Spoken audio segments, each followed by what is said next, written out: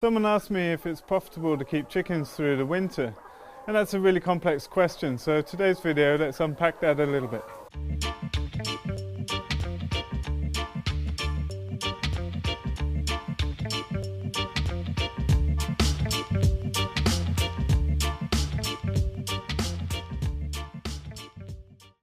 So obviously a big factor that affects everything is the breed of chicken you keep.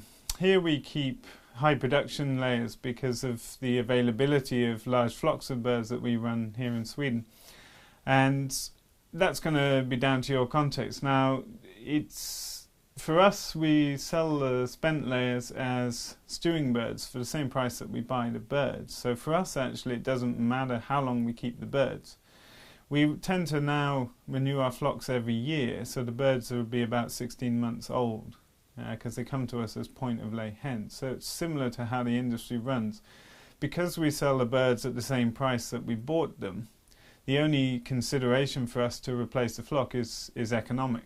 So when the production drops to a certain point, then it's not economic to keep them because we can sell them as stewing birds. Obviously, climate's going to be a major factor in how you decide to set up the enterprise. So we have in Sweden we have a very long daylight hour summer. It doesn't get dark till about 11 o'clock at night, so you have to get Miso, the sheepdog, onto the chickens, which she's learning to do. She's a sheepdog that's scared of sheep, but she's become a chicken dog, which is awesome. But in the winter there's very low light levels, and that can affect production. Now, we kept the layers in the polytunnel before with no artificial light and heat, and that was very good. The numbers for egg production were the same as they are now. We have them in our barn because we need to use the polytunnel much earlier in the year. But we have lights, about 600 watt equivalent bulbs on for 14 hours a day. No heat, deep litter system, same as in the polytunnel, and that's the same. So the egg production right now is at the lowest it reaches, about 75%. Up in the summer, when the birds go into lay, it's up at 90-95% all the way through till November, early December.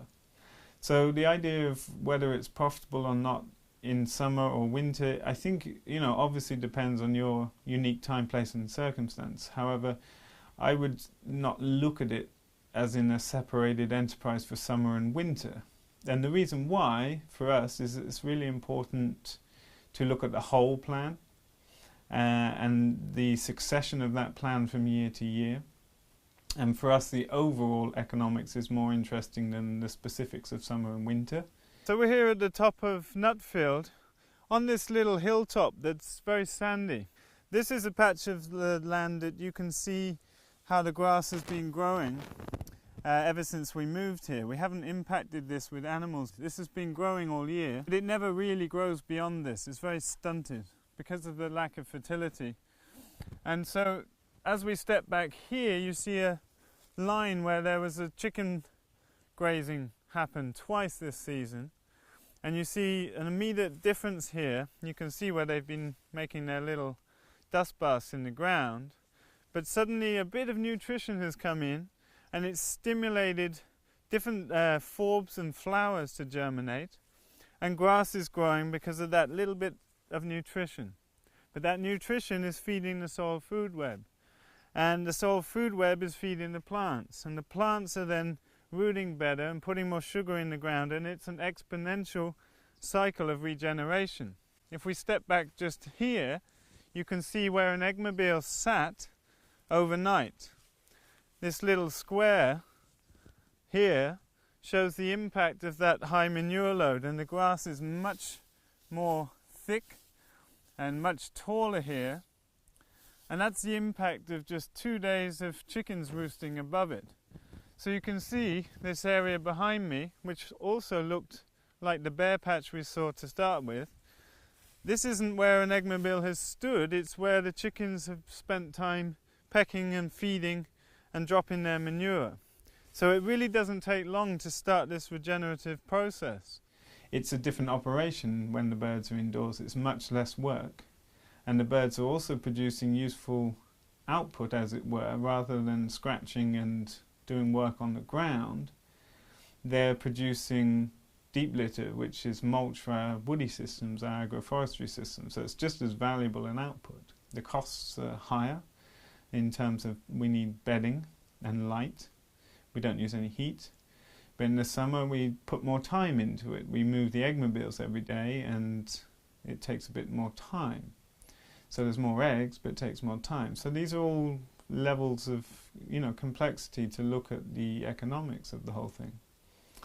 But for us it's important as an enterprise to have we sell everything at drop-off points in our local towns, and for us it's the only fresh product we have through the winter. We may have frozen chickens and turkeys, etc., but once the veg box is finished, we have no fresh produce not really till June.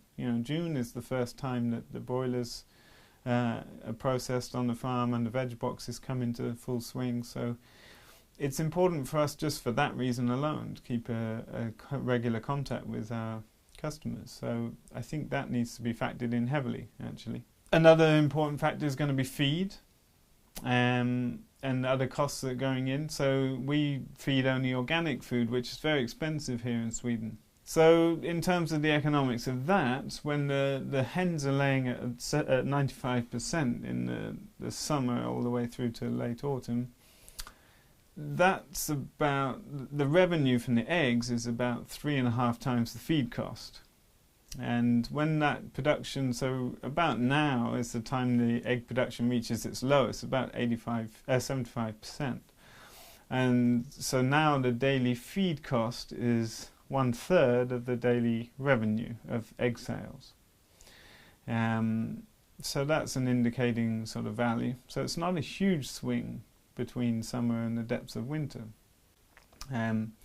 What we do in our spreadsheets we always build sort of multiple layers of caution into our spreadsheets, as it were. So if the egg production throughout the whole year is 85%, then we'll write it as 80% maximum. We'll have multiple layers of resiliency in our planning. So for example, if we have 85% eggs laid each day, so for 100 hens, 85 eggs, then some of those eggs might be cracked and some of those eggs might be too dirty. So we keep meticulous spreadsheets. We have folders full of spreadsheets we record everything here on paper as well as in you're not going to be able to see on the video, but we record both the egg mobiles and record how many eggs are collected, how many are dirty, how many are cracked. So we can see the percentage of eggs that are A-grade sellable eggs coming from the percentage of lay. So it allows us to build up a better picture of the enterprise. Obviously the setup cost is going to be a really big factor, and our egg mobiles were particularly cheap. We set up the whole enterprise for 7,000 euros building 2 egg mobiles and this egg packery. This is a little wagon that we swapped for a few broiler chickens, and there's a few regulations that are involved. You need mouse traps and screen ventilations and water supply and all this different bits that you need for the regulations. But it's essentially a very cheap startup. There's different costs throughout the year. So in the summer we have fuel for the rhino to move the egg mobiles, and the feed is similar to the winter. Now the birds get a lot of food from the pasture in the summer. Up to 40% of their diet comes from insects and grass and forbs in the pasture, but then it's juxtaposed against the fact the birds are running around all day in electric netting, so they're using a lot more energy, maybe 30% more energy than they do in the winter. So it's actually quite similar for us, the winter and summer feed costs. That's quite interesting to factor in. In the winter we buy a lot of bedding. We buy very dry wood shavings and build deep litter systems. And that works really nicely for us, and it provides woody mulch for our agroforestry system. So we like that as a way to capture all the manure. A little bit of electricity, but the work hours are much less. It's it's interesting. This is an enterprise that, like, for us, we've been running 700 birds. We'll have 800 birds this year. And it's produces a good revenue. It works out at the speed I work. It's about 22 to 25 euros an hour before tax. So it's not the highest profitable sort of enterprise compared to broilers, market gardens, etc. But the ecosystem services we've seen and the ability to keep contact with our customers over the winter, they are what make it really worthwhile to us. I mean, just the absolute transformation of our tired out pastures, I'd put down 80% of that down to the hens. It's pretty amazing what they've done. So if you can find a way to sell your birds that you're replacing as stewing hens, then definitely it's a very nice enterprise to do. It doesn't take long each day. And it's a product that everyone eats every day. You know, people eat eggs every day, and it's not hard to sell good eggs. People send us photos of their dinners with their omelettes and their fried eggs because they love our eggs so much. So I hope that was useful. I love talking about these kind of things. It's what I'm passionate about. It's what I'm doing every day. So thanks for watching our videos. Hit subscribe below if you want to keep up to date with the farm. We're putting out a lot of material this year so you can follow the whole season through the farm. It's going to be a lot of fun. You can find out more in our book, Making Small Farms Work. It's been highly regarded by a lot of awesome people in the field. You can see what they say about it on the website. So thanks so much for watching, and see you next time.